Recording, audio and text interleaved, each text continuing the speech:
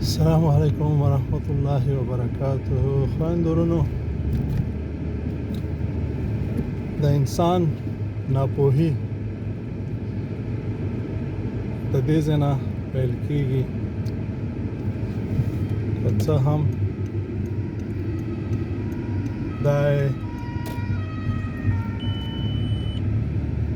زده کړې ولري او د ده په نظر علم ولري، خو د ناپوهي حد دومره دی چې یو څوک ځان ته قدر غواړي، ځان ته خوشحالي غواړي، ځان ته ښه ژوند غواړي او بل ته خفګان یا د بل بې قدري یا د بل قدر نه کول یا د بل چا په فکر کې نه کېدل، بس حد همدغه دی. د دې نه دا خبره معلومیږي چې دا انسان ناپوهه دی، چې ځان ته خو ټول ښه شیان غواړي، خو د بل چا په کیسې کې نه دی، د بل چا بې قدري کوي، د بل چا سپکاوی کوي، د بل چا د خفګان سبب جوړیږي، او بل چې کله بریاو ته رسیږي، یو څه لاس ته راوړي، دی ورباندې ډېر خواشینی کېږي،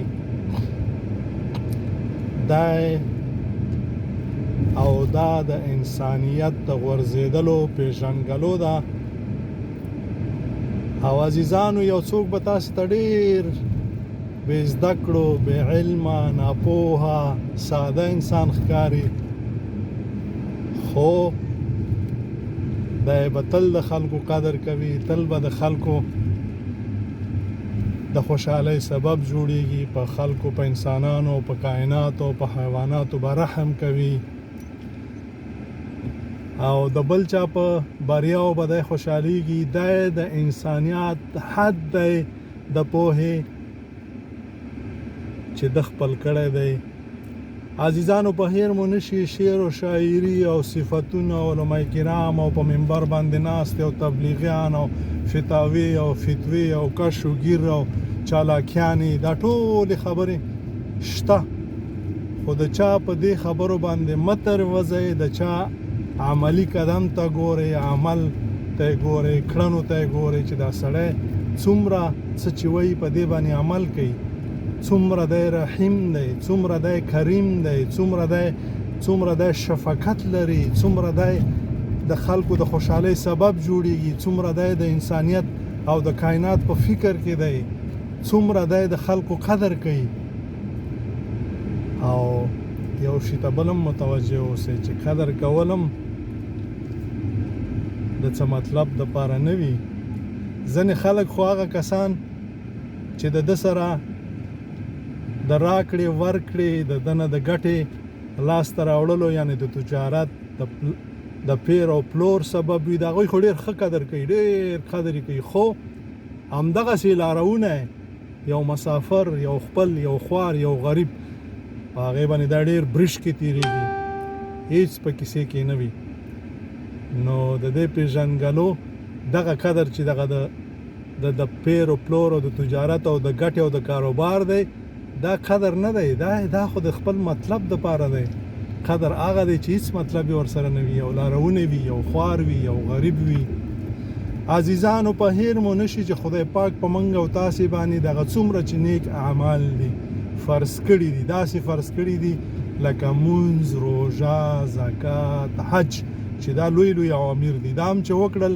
دا یو لباس دی، دا کالی دي، دا جامې دي، وام غوستلې، بیا زمونږ کار معلوم دی،